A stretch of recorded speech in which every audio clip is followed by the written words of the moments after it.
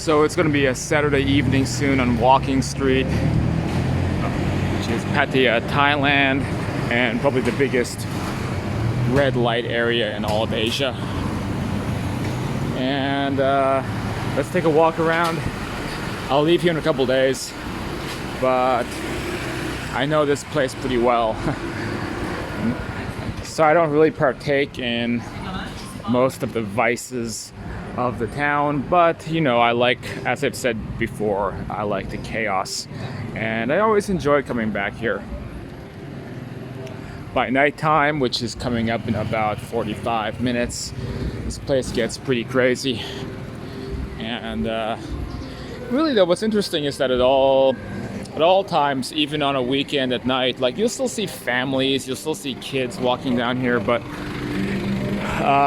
intermixed, you know, you have all of these go-go bars and basically brothels. And you know, I mean, my opinion about that is I don't feel like it's like the way most of these go-go bars are run. There's something fairly honest about it, in the sense that typically the ladies who work there, they're doing it out of their own free will. Sometimes they do it part-time, sometimes they have other jobs, they just swing by the go-go bar at night. But I never see so much of a problem with, I suppose, human trafficking. Now, I do think that's an issue in Pattaya, and probably in Thailand in general, and some of the other... Check out this guy. Now that's a long hangover. 6 p.m. on a Saturday and he's still passed out. So what was I talking about? No. So what I was saying is, I think it's in some places that, you know, when we're talking about like the criminal element of the sex trade, I think that's a bigger problem in different areas, namely the non-Thai workers. So in some places, like in Pattaya, you will see, for example, Russian go-go bars, Indian go-go bars, and those places worry me because, like where do those girls come from? How did they get here? That's a little bit of a problem. And I think if you want to come to a place like this and partake in the vices in a ethical fashion, I wouldn't mess around with those. There's a Lucifer discotheque, it's one of the more popular clubs here. And actually back down that way we just passed was Club Insomnia, that's the other popular club. And yeah, they're big dance clubs, and like usually the cover is free, the drinks are cheap. Even for a guy who's not like a big nightclub kind of guy, I still like it.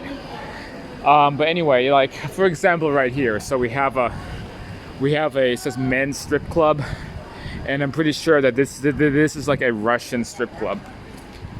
And of course, there's a lot of Russians in Pattaya, so it caters to them. But I see something like this, and I just have to wonder about and worry about, like, where are those girls where are they coming from? Well, I mean, they're coming from Russia, obviously, but how do they end up here? Because it's not the same with the locals, you know? Like a lot of the go-go girls, I mean, they usually come from the northern provinces. This is what they want to be doing. Sometimes they have like day jobs, you know, they might be the receptionist at the hotel, and then at night, you know, if she can get a couple customers, or you know, over the span of the weekend or whatever, then that's a big boost to her income. And so it's all above board, you know, they work for themselves usually. When they do have a boss, it's like kind of like a mama-san, and it's, you know, it's usually all okay and kind of regulated. But again, you know, with these foreign girls, I don't know, it's just, it seems very worrisome. Probably there's some kind of, you know, serious trafficking problems related to that. So like I was saying, if you want to partake in a place like this ethically, just stick to the locals. And you know, I've also, you know, I've known a lot of those girls too. over the time, the months I've spent in this city. And it's usually, it's like I said, I mean, it's a tough lifestyle. Sometimes it works out. Sometimes they meet a client, they end up marrying the guy, and hey, it's nice to believe that sometimes it's all good, but unfortunately, of course, it's not always such a happy ending. Sometimes, a lot of these girls, they end up on drugs, they end up with diseases, AIDS, things like that. But that's life, isn't it? iBar, it's another little club. iSalon.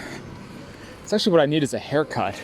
Kind of keep my eyes open for a place I can get a little bit of a trim. I like my long hair. I like my big crazy hair. I'm pretty cool with that. But at a certain point, it gets a little bit too out of control, and I have to find someone to chop some of it off. I'm just blessed I have hair. Not most of my friends at my age, and I'm not that young anymore, I'll tell you that. Most of my friends are not as fortunate as I am. So I figure if I got it, I'll keep growing it out. Kind of nice lighting right now. Be good to get a couple photos in if this van doesn't kill me first. So kind of interesting, like right about this time, all these places are just getting ready to start, to come alive. And then probably by like 10 o'clock at night, I mean, this street is just packed with people and a lot of chaos. So that's what I'm talking about right now. So here we have a Indian disco. So basically it's going to be kind of like a go-go bar. I mean, what they do is they have these Indian girls. They come up on stage. You buy them flowers. And I have like a little bit of a soft spot for Indian girls. And so I have been to one of these. And, they're really, really beautiful. But same issue, pretty worrisome. I did get the vibe that like, it wasn't the most ethical operation, to say the least. What else do we have here? We have Thai McDonald's. So of course we have Ronald McDonald. They have to format all these American places for whichever country that they invade. So we have Ronald McDonald, folding his hands together, doing the kind of like Swati Cop. Sushi place. What are we looking at here? Chicken and salmon. $3, not bad.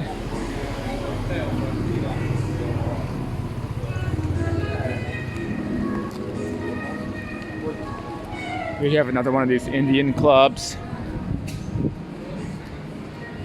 Tell you one thing though, unfortunately, the Indian guys, they don't have the best reputation in this town. I'll just say that. Uzbekistani restaurant. Very interesting. I don't think I've ever eaten Uzbekistani food. It's one of those countries that's like on my to-do list. I'd love to visit Uzbekistan.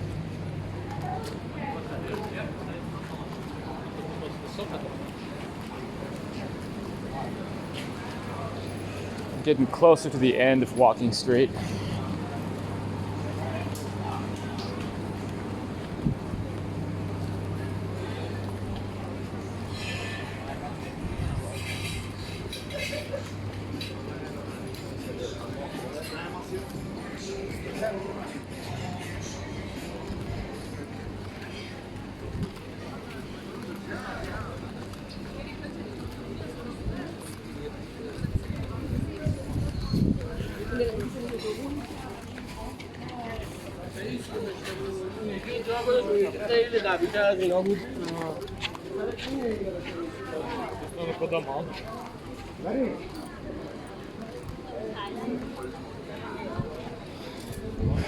Always so many massage places, and yes, most of these massage places are more than just a massage if you are looking for that, but they're also like legit massage places too. So I just had a 1-hour foot massage, and I got roped in because the girl outside was really, really pretty. This was back from the last video over on South Pattaya Road.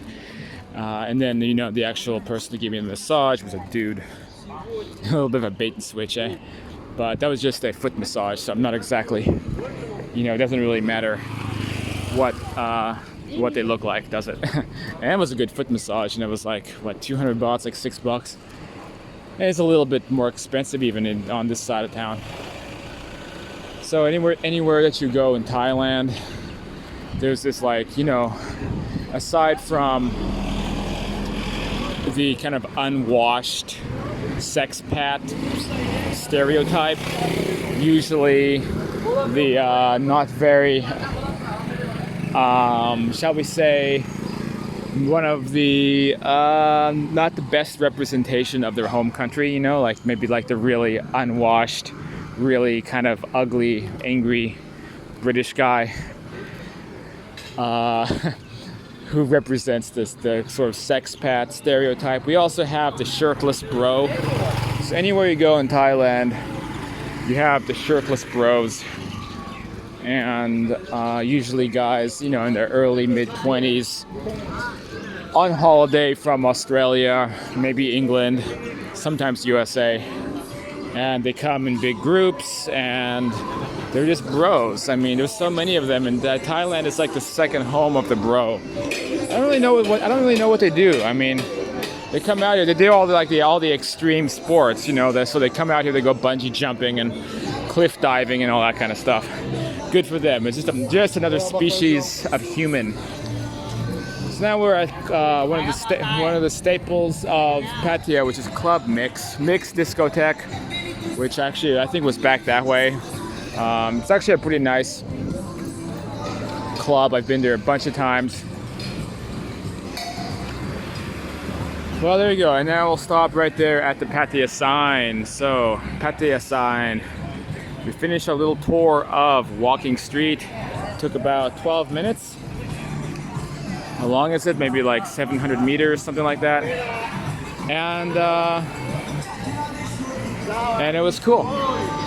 So there you go. There you have it. An exciting place to check out, whether you're here for the girls or just to visit.